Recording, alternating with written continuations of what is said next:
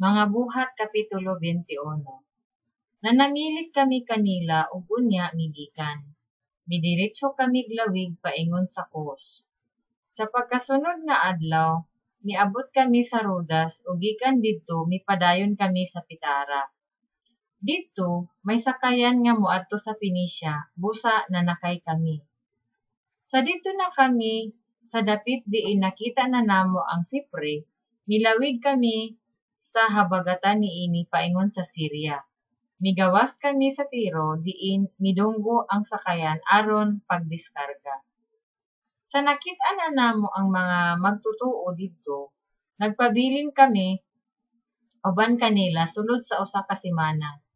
Pinaagi sa gahom sa espiritu, gisultihan nila si Pablo sa dili pag-adto sa Jerusalem. Sa natapos na ang panahon sa among pagpakig-uban kanila, mipadayon kami sa among panaw. Silang tanan uban sa ilang asawa ug mga anak. Nanguyog kanamo ngadto sa gawa sa syudad ug didto sa baybayon nangluhod kaming tanan ug nagampo. Unya, nanamilit kami sa usag-usa ug misakay sa sakayan samtang sila na mauli. Mipadayon kami sa among panaw gikan sa Tiro ngadto sa Tolimaida. Dito gihimamat namo ang mga kaigsuonan ug nagpabilin kami uban kanila sa sulod sa usa ka adlaw. Sa pagkasunod adlaw migikan kami ug miabot sa Cesarea. Miadto kami sa balay ni Felipe nga usa ka ebanghelista ug didto kami miabot. Si Felipe usa sa 7 ka tawo nga gipili didto sa Jerusalem. Siya may 4 ka dalagang anak nga nagsangyaw sa mensahe sa Dios. Samtang dito kami sulod sa pipila ka adlaw, niabot gikan sa Judea ang usa ka propeta nga si Agabo. Miduol siya kanamo o gikuha niya ang bakos ni Pablo. Unya gigapos niya sa bakos ang iyang tiil ug kamot ug miingon, mao kini ang gisulti sa Espiritu Santo. Ang tag-iyan niining bakusa gapuson sa mga Hudiyo sa Jerusalem sa ingon niining paagiha ug itugyan nila siya ngadto sa mga dili Hudiyo. Sa among pagkadungog niini, kami ug ang uban nga didto mihangyo kang Pablo nga dili na lang siya moadto sa Jerusalem. Apan mitubag siya. Nganong naghilak man kamo ug naghatag kanako kaguol.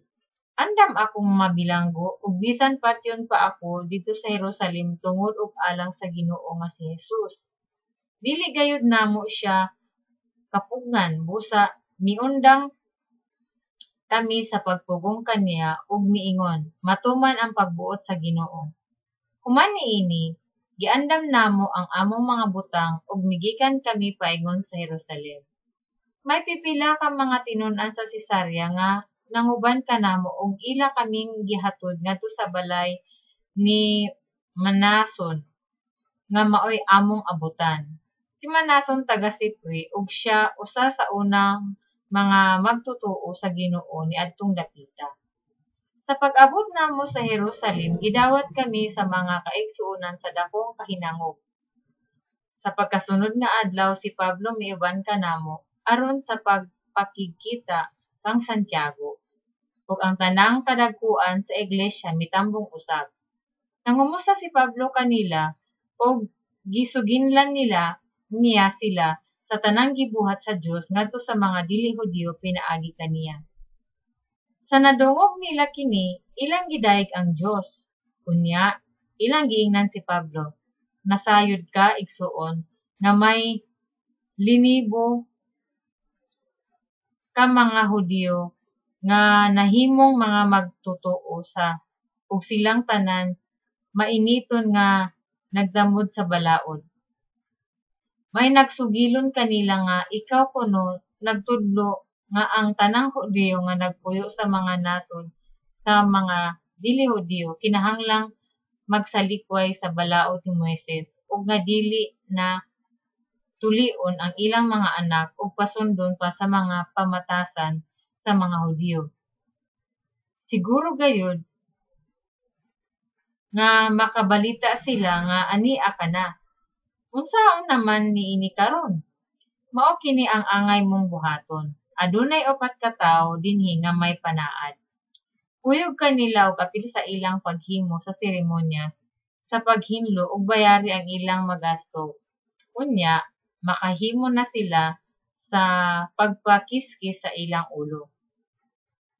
Niining paagiha, ang tanan nasayod nga dili tinuod ang ilang nadungog mahitungod kanimo kundili nga nagtuman ka sa balaod ni Moises.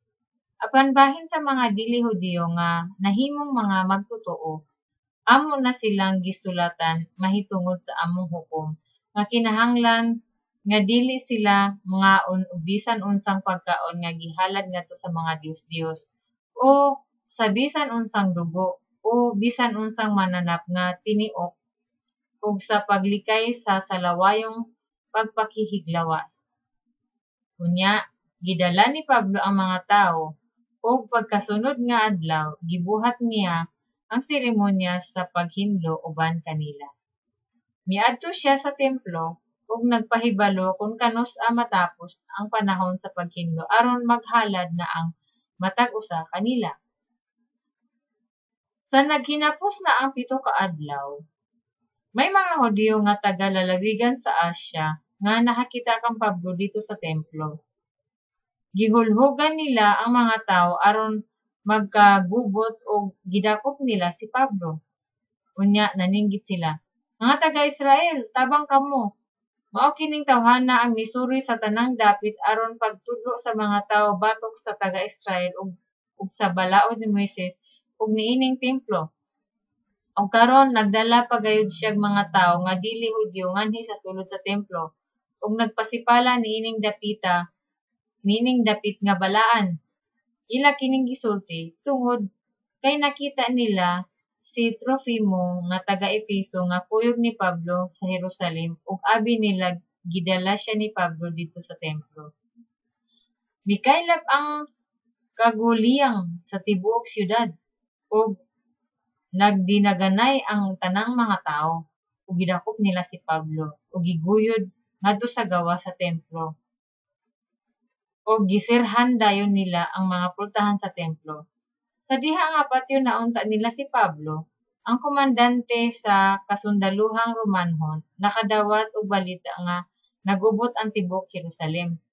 Diha, ang komandante mikuha og mga opisyal ug mga sundalo ug midali sila pag-adto sa katawhan. Sa pagkakita sa mga tawo kanila, kuyog sa mga sundalo, miundang sila pagpulata kang Pablo. Niduol ang komandante kang Pablo ug gidakop niya si Pablo ug gigapos sa duha ka kadena. Unya nangutana siya. Kinsa man kining tawhana ug unsa bay iyang nabuhat?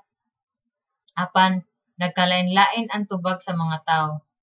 Tungod sa kaguliyang sa mga tawo, wala makatino ang komandante kung unsa gayud ang nahitabo.